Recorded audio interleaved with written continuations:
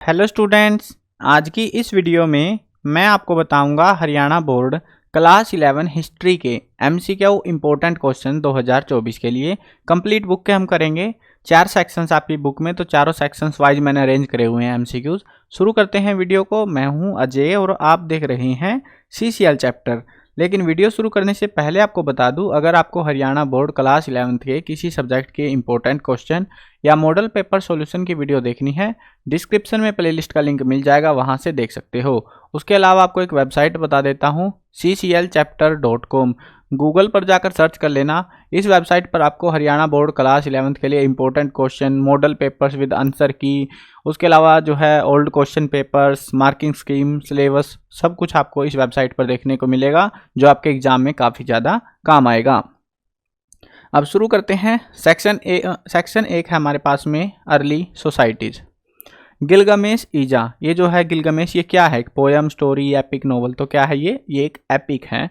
इसकी जो है ना प्रैक्टिस कर लेना इन एमसीक्यूज की, क्योंकि एमसीक्यू जो आएंगे आपको लग रहा होगा कि आसान आएंगे, ऐसा नहीं है। हिस्ट्री में एमसीक्यूज थोड़े हार्ड आते हैं बाकी सब्जेक्ट के कंपैरेटिवली, तो इनकी प्रैक्टिस करनी जरूरी है। प्रैक्टिस कर लेना इनकी। वेबसाइट इसीलिए मैंने बताई है जो स्टार्टिंग में बताई थी ना, cclchapter.com। इंपॉर्टेंट क्वेश्चन सेक्शन में जाना, वहां पर एमसीक्यूज लिखे हुए मिलेंगे। प्रैक्टिस कर लेना 1-2 बार ताकि तुमको याद हो जाए, ठीक है। द वर्ड ओस्ट्रल पेटिकस, ये जो वर्ड है ये किससे बना हुआ है? कौन सी दो लैंग्वेज से मिलकर बना है? ये है लेटिन और ग्रीक, दो लैंग्वेज मिलकर ये वर्ड बनाया गया है। What is the scientific name of modern human? जो ह्यूमन्स है आज के टाइम पे, इनका जो साइंटिफिक नेम है वो क्या है? वो है होमो सैपियंस सैपियंस, ठीक है, या होमो सैपियंस भी कहते हैं। सैपियन सैपियन अब एग्जाम में ऐसे दे रखा था उन्होंने, तो मैंने भी ऐसे दे दिया। Who among the following, who among the below was Mesopotamian goddess for war and love? इनमें से जो है मेसोपोटामियन सिविलाइजेशन में वार और लव के लिए कौन सा भगवान था? तो उसका नाम था नाना। What is the first non language of Mesopotamia? Mesopotamia की पहली नॉन लैंग्वेज इसके बारे में हमें पता है, तो वो कौन सी थी? वो थी Sumerian. What was the script of Sumerian language? Sumerian language की इनमें से कौन सी स्क्रिप्ट है? वो है क्यूनिफॉर्म। नेक्स्ट चैप्टर है एम्पायर्स वाला, मतलब सेक्शन है, चैप्टर नहीं है, सेक्शंस है। मैंने आपको बताया कि कई सारे चैप्टर मिलके मैंने सेक्शंस बना रखे हैं। तो सेक्शन 2 है empire. What was the reason of Timur? Timur का शासनकाल पूछा है हमसे, तो वह है 1370 से 1405 AD तक। What was ड्रेसल 20? ड्रेसल 20 कंटेनर हुआ करता था जिसके अंदर जो है सामान वगैरह पहुंचाते थे लोग। Who was the first emperor of Rome? Rome का पहला एम्परर कौन था? Augustus. What was the real name of Genghis Khan? Genghis Khan भी कहते हैं, चंगेज खां हिंदी में कहते हैं। तो इसका जो रियल नेम था वो क्या था? उसका नाम था तैमूजीन। उसके बाद में इसने बदल लिया था अपना नाम। कभी कभी एग्जाम में पूछ भी लेते हैं कि इसने अपना नाम जो है तैमूजीन से कब जो है गंगेज खां रखा था, वो भी पूछ लिया जाता है। नेक्स्ट क्वेश्चन है, which one is the most important nomadic empire establish during 13th to 14th century AD? तो 13वीं-14वीं शताब्दी में नोमैडिक एम्पायर जो है मोस्ट इंपॉर्टेंट इनमें से कौन सा था? वो था मंगोल का जो एम्पायर था वो। After conquering which city did Genghis Khan order to destroy it completely? तो चंगेज खां ने जो है कौन सा शहर जीतने के बाद में उसको कह दिया था उड़ा दो इसको अब, ठीक है, तो कौन सा था वो? Nishapur. What was the amphora? Amphora क्या है इनमें से? तो एम्फोरा जो है कंटेनर है, जैसे ड्रेसल 20 वैसे ये। What is the present name of the city of Constantinople? तो इसका जो प्रेजेंट नेम है इस शहर का क्या है आज के टाइम पे? Istanbul. What was the Yasa in Mongol empire? Mongol Empire में यासा जो वर्ड है वो किसके लिए इस्तेमाल होता था? कोड ऑफ लॉ के लिए। जैसे हमारा संविधान है ना, कॉन्स्टिट्यूशन बोलते हैं, तो वैसे यासा होता था उस टाइम पे वो। What was the who was the founder of Mongol empire? Mongol empire किसने बनाया था? गंगीज खान ने या चंगेज खान ने, ठीक है। वैसे मेरे को बड़ा अजीब लगता है, बाकियों के नाम तो समझ आते हैं यार, हिंदी इंग्लिश ट्रांसलेशन, बट इनके अजीब ही तरीके से नाम बदले हुए हैं। इंग्लिश में गंगीज खां कहते हैं, हिंदी में चंगेज खां, जबकि नाम तो यार नाम ही होता है। चलो आगे बढ़ते हैं, कोई ना, हमें क्या लेना देना, हमें तो याद करना है बस, है ना। सेक्शन 3 देखते हैं, चेंजिंग ट्रेडिशन। तो इसमें जो है when was the academy of science founded in Paris? Paris में ये जो अकेडमी है ये कब बनाई गई थी? 1673 में। Who was the chief of Catholic Church? Catholic Church का जो चीफ था उसको क्या कहा जाता है? Pope. Which country did Ulrich Zwingli belong to? ये जो है ये कौन से देश से बिलोंग करते हैं? ये है स्विट्जरलैंड के। व्हेन डिड द तुर्क कॉन्करर कॉन्स्टेंटिनोपल, तो तुर्क ने इस शहर पर कब कब्जा किया था? 1453 में। In which century the island of England Scotland, ये जो है इंग्लैंड स्कॉटलैंड के जो आइलैंड थे, were conquered by the prince of Normandy a province of French, तो कौन सी सेंचुरी में हुआ था? 11th सेंचुरी में। Where did the renaissance first took place, जो पहला रेनेसेंस था वो कहाँ पर हुआ था? इटली के अंदर। Where did the Mongols originally come from, Mongol कहाँ से आए हुए थे? सेंट्रल एशिया से। Who was the supreme leader of church, church का जो सुप्रीम लीडर है उसको क्या कहते हैं? Pope. Who invented the printing press, printing press बनाई थी जोहान्स गुटनबर्ग। और ये आज भी इसका जो है ना नाम, जब भी हम प्रिंटिंग प्रेस या वगैरह उन चीज़ों में देखते हैं तो ये नाम जरूर यूज होता है कहीं ना कहीं, कैसे भी करके बस ये इसको यूज किया जाता है गुटनबर्ग के नाम से। बल्कि आज तो जो है देखो, आज प्रिंटिंग प्रेस की बजाय हम डिजिटल आ चुके हैं, लेकिन तब भी हम इसका नाम को आज भी यूज कर रहे हैं रिस्पेक्ट देने के लिए। नेक्स्ट सेक्शन देखते हैं, section 4, toward modernization. When French revolution took place, French revolution कब हुआ? 1789 में। When first passenger train was introduced in England, पहली पैसेंजर ट्रेन इंग्लैंड में कब आई थी? 1825 में। In South Africa word settler is use for, जो सेटलर जो वर्ड है वो किसके लिए जो है यूज किया जाता था? वो था साउथ अफ्रीका के अंदर, वो वर्ड था डच के लिए। यानी कि क्या हो रखा था, कॉलोनी बनाते थे ना, तो वहाँ पे जो है वो लफड़े अलग चल रहे थे, तो उनके लिए जो है नेटिव पीपल्स के लिए शायद ये वर्ड यूज करते थे, तो ऐसे चलता था ये। When Britain has recognised America as an independent country, Britain ने जो है अमेरिका को एक अलग आज़ाद देश कब माना था? 1776 में। When slavery was एबोलिश्ड in America, गुलामी जो है कब ख़त्म हो गई थी? 1865 में अमेरिका में। In 1934 which country has passed Indian reorganisation act, 1934 में इंडियन रीऑर्गेनाइजेशन एक्ट कौन से देश में पास किया गया था?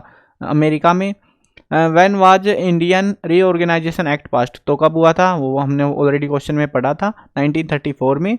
Where is the capital of Australia, Australia की कैपिटल क्या है अभी? तो Canberra.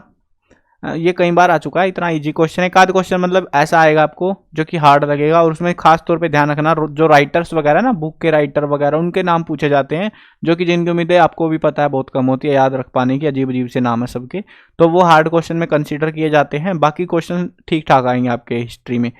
When Canberra become the capital of Australia, तो कैनबरा जो है कब जो है ऑस्ट्रेलिया की कैपिटल बनी? 1911 में।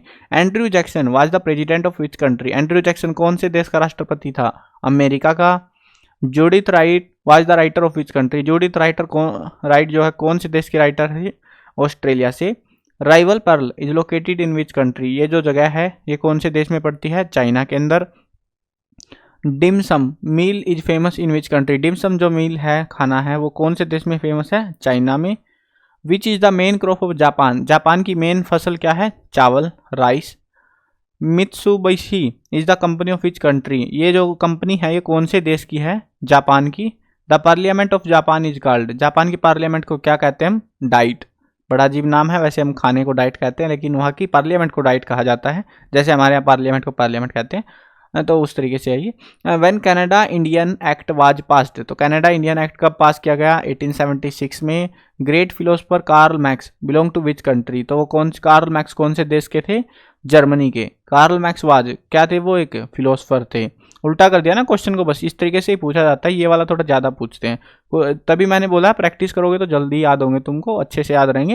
वेबसाइट पे जाके एक दो बार प्रैक्टिस खुद से करना, देखो वीडियो देखोगे तुम समझ लोगे, लेकिन फिर भी तुम्हें याद नहीं होंगे, वो याद करने के लिए प्रैक्टिस जरूरी होती है। When a national sorry day is celebrated in Australia, national sorry day मनाते हैं ऑस्ट्रेलिया में, कब मनाते हैं? तो वो है 26 मई को। Ireland was the colony of which country, Ireland कौन से देश की कॉलोनी है? इंग्लैंड की, मतलब है नहीं था। Naito Konan belong to which country, ये जो बंदा है ये कहाँ का था? जापान का। Edo is the old name of which city, Edo जो है कौन से शहर का पुराना नाम है? जापान की राजधानी टोक्यो का, कैपिटल का। When first railway track was laid in Japan, पहला रेलवे ट्रैक कब बिछाया गया? 1872 में। व्हेन फर्स्ट अफीम वार वाज फोर्ट, पहली अफीम वार कब लड़ी गई थी? 1839 से 42 में। Who is known as the founder of modern China, modern China की फाउंडर किसको माना जाता है? सुन येत सेन को। When first radio station was opened in Japan, पहला रेडियो स्टेशन जापान में कब खोला गया? 1925 में। Which country is known as country of rising sun, तो ये भी है जापान, उगते सूर्य का देश जापान को माना जाता है। To which country Marco Polo belong, Marco Polo कौन से देश के थे, इटली के। Which scholar has called native of America the noble savage, तो किस विद्वान को कहा जाता है, वर्ड्सवर्थ को। Which country did Rousseau belong to, ये जो है कौन से देश से बिलोंग करते हैं, फ्रांस से। देखो सेक्शन 4 जो है इसमें से ज़्यादा क्वेश्चन आएंगे एमसीक्यू या 1 मार्क्स के जो क्वेश्चन है ना, सेक्शन 4 में से ज़्यादा मिलते हैं, बाकी सेक्शनों में से नहीं मिलते, इसीलिए वहाँ पे कम क्वेश्चन थे, यहाँ पे ज़्यादा क्वेश्चन है, ठीक है, इस चीज़ का तुम ध्यान रखना। अगर डिटेल्ड में जो चीज़ें पढ़नी है वो इन चैप्टर्स की पढ़नी है। Which journey is referred to as trial of tears, trial of tears कौन सी जर्नी को कहा जाता है, चिरेको को। अब ये तो थे आपके टोटल एमसीक्यू जो मैंने आपको करा दिए हैं, वेबसाइट cclchapter.com से आप इनकी जो है प्रैक्टिस कर लेना, यहीं से मैं आपको पढ़ा भी रहा था, ऐसी कुछ वेबसाइट है, इंपॉर्टेंट क्वेश्चन के सेक्शन में आके प्रैक्टिस जरूर कर लेना। अब एक और चीज़ बता देता हूँ, वीडियो देखो मैप वाली वीडियो का वेट कर रहे होगे आप में से काफ़ी सारे स्टूडेंट, इंपॉर्टेंट क्वेश्चन में भी मैप बताए थे, अभी वापस से आपको बता दे रहा हूँ हाईलाइट करके, आपको जो जो लोकेशन जैसे कि इटली, जापान, चाइना, ठीक है, जहाँ पे मेन इवेंट्स हुए थे, कुछ कोई बंदा था फेमस था, तो उन देशों के नाम याद रखने हैं खासतौर पे। जैसे ऑस्ट्रेलिया, देखो मेन तो मैं आपको बता दे रहा हूँ कौन कौन से याद रखने के हैं, America, Italy, Japan, France, Britain, Germany, Australia और मेसोपोटामियन सिविलाइजेशन का पूरा मैप टाइप में उसको याद करना, ठीक है। ये चीज़ें जो है काम की है, इनमें से मैप आने के चांसेस ज़्यादा हैं, तो इनको थोड़ा अच्छे से पढ़ के जाना, ठीक है। बाकी की लोकेशंस देखो, जो जो इवेंट मैंने मेन बता दिए, अगर आपको कोई और भी लग रहा है कि वहाँ पे मेन कोई इवेंट हुआ या कुछ हुआ था, वार हुई थी, तो उसको जो है उस लोकेशन को मैप पे भी देख लेना, क्योंकि मैप में डायरेक्ट पूछेंगे आपसे कि भैया ये लोकेशन बता दो, वर्ल्ड मैप आएगा, इंडिया का मैप नहीं है, तो अपने जो है देखो ऐसा नहीं है ना, पहले आता नहीं था तो पहली बार दे रहे हैं, हमें भी एक्सपीरियंस नहीं है, बट जितना मैंने बाकी क्लासेज में भी देखा है मैप वगैरह हिस्ट्री के, ज़्यादातर टाइम इन्हीं देशों को पूछा जाता है, इन्हीं के बारे में, इन्हीं के रिगार्डिंग जो है मैप देखने को मिलते हैं जहाँ पे बड़े इवेंट होते हैं। वैसे मैप नहीं देते कहीं से भी मुँह उठा के कोई से भी देश को दे दिया, ऐसे नहीं होता। जहाँ जहाँ इवेंट हुए हैं, कुछ लड़ाई हुई है, बुक में कोई बड़ा इवेंट जिसके बारे में डिस्कस हुआ है, उन्हीं में से उन्हीं लोकेशंस के बारे में ये मैप में आपसे पूछते हैं, ठीक है। तो इस चीज़ का आप ध्यान रखना। तो आई होप समझ में आ गया होगा। अगर आप चैनल पर नए हो, चैनल को सब्सक्राइब कर लेना, क्योंकि इसी चैनल पर आपको सारी तैयारियां कराई जाएंगी। नेक्स्ट क्लास में भी आपको जो है पूरी सपोर्ट यहाँ पे इस चैनल पर देखने को मिलेगी। तो अगर सब्सक्राइब नहीं किया है, सब्सक्राइब कर लेना। मिलते हैं नई वीडियो में, बाय बाय।